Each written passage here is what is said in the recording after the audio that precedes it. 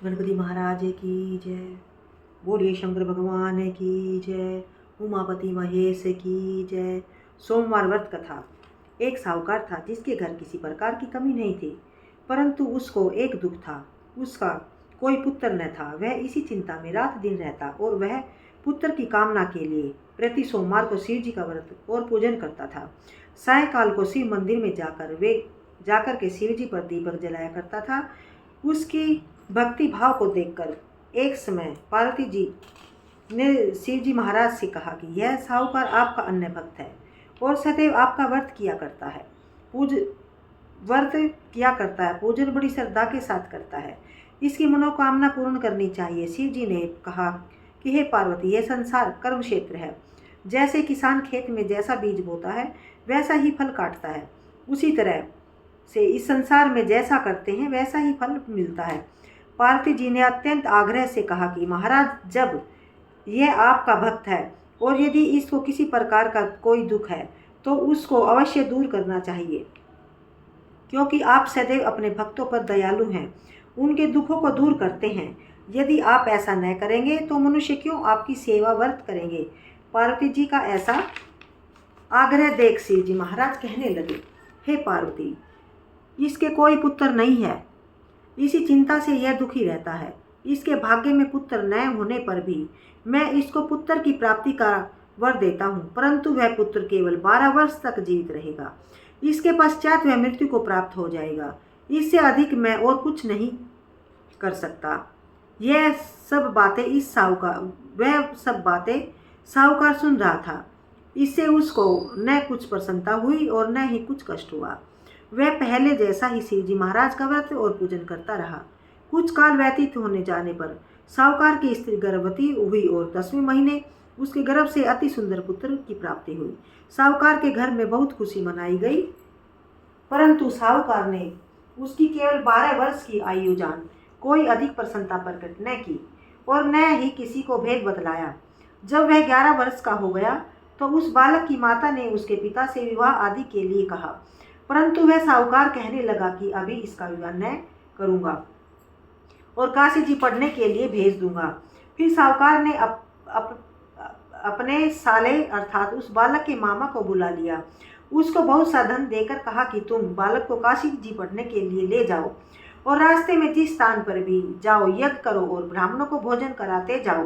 वह दोनों मामा और भांजे सब जगह यज्ञ करते और ब्राह्मणों को भोजन कराते जा रहे थे।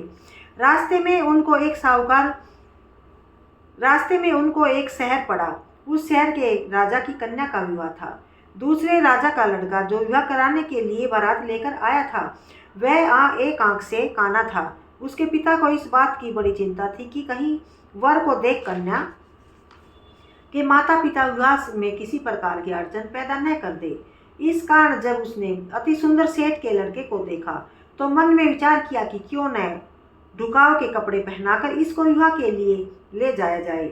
इसको वर के कपड़े पहनाना तथा घोड़ी पर चढ़वा कर ले गए और बड़ी सुंदरता से सब कार्य हो गए। वर के पिता ने सोचा, यदि विवाह कार्य भी इसी लड़के से करा दिया जाए तो क्या बुराई है। ऐसा विचार कर लड़के और उसके मामा से कहा, यदि आप फेरों और कन्यादान का काम भी करा दें तो आपकी बड़ी कृपा होगी और हम इसके बदले में बहुत कुछ धन दे देंगे। उन्होंने भी स्वीकार कर लिया और विवाह कार्य भी बहुत अच्छी तरह से हो गया। परंतु जिस समय लड़का जाने लगा तो उसने राजकुमारी की चुंदरी के पल्ले पर लिख दिया कि तेरा विवाह तो मेरे साथ हुआ है, परंतु जिस राजकुमार के साथ तुमको भेजेंगे वह एक आंख से काना है। मैं तो काशी जी पढ़ने जा रहा हूँ। उस राजकुमारी ने जब चुंदरी पर ऐसा लिखा हुआ पाया तो उसने राजकुमार के साथ जाने से मना कर दिया और कहा कि यह मेरा पति नहीं है, मेरा विवाह इसके साथ नहीं हुआ है, वह तो काशी जी पढ़ने गया है। राजकुमारी के माता पिता ने अपनी कन्या को विदा नहीं किया और बारात वापस चली गई। उधर वह सेठ का लड़का और उसका मामा काशी जी पर पहुंच गए। वहां जाकर उन्होंने यज्ञ करना और लड़के ने पढ़ना शुरू कर दिया। जब लड़के की आयु 12 साल की हो गई तब एक दिन उन्होंने यज्ञ रचवा रखा था। लड़के ने अपने मामा से कहा, मामा जी, आज तो मेरी तबीयत ठीक नहीं है। मामा ने कहा, अंदर जाकर सो जाओ। लड़का अंदर जाकर सो गया।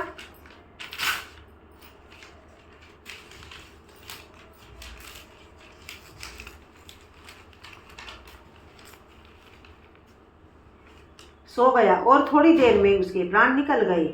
जब उसके मामा ने आकर देखा कि वह तो मुर्दा पड़ा है तो उसको बड़ा दुख हुआ और उसने सोचा कि मैं अभी रोना पीटना मचा दूंगा तो यज्ञ का कार्य अधूरा रह जाएगा। अतः उसने जल्दी से यज्ञ का कार्य समाप्त कर ब्राह्मणों के जाने के बाद रोना पीटना आरंभ कर दिया। संयोगवश उसी समय शिव पार्वती जी उधर से जा रहे थे।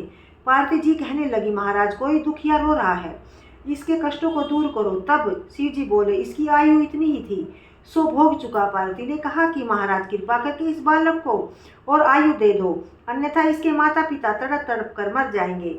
पार्वती जी के इस प्रकार बार बार आग्रह करने पर शिव जी ने उसको जीवन दान दिया और शिव जी की कृपा से लड़का जीवित हो गया। शिव पार्वती कैलाश चले गए। तब वे उसी प्रकार यज्ञ करते हुए अपने घर की ओर चल पड़े। रास्ते में उसी शहर में आए जहाँ उसका विवाह हुआ था। वहाँ पर आकर उन्होंने यज्ञ किया तो लड़के के ससुर ने पहचान लिया और अपने घर महल में ले जाकर बड़ी खातिर के साथ ही बहुत दास दासियों के सहित आदर पूर्वक लड़की और जमाई के को विदा किया। जब वह अपने शहर के निकट पहुंचा तो मामा ने कहा कि मैं पहले तुम्हारे घर जाकर सबको खबर कराता हूँ। उस समय लड़के के माता पिता अपने घर की छत पर बैठ गए थे और उन्होंने यह प्रण कर रखा था कि यदि हमारा पुत्र सकुशल घर पर आए तो राजी खुशी नीचे उतर कर आ जाएंगे, अन्यथा छत से गिरकर अपने प्राण खो देंगे। इतने में उस लड़के के मामा ने जाकर यह समाचार दिया कि आपका पुत्र आ गया है, परंतु उनको विश्वास नहीं आया। तब उसके मामा ने शपथ पूर्वक कहा कि आपका पुत्र अपनी पत्नी के साथ बहुत सारा धन साथ लेकर आया हुआ है।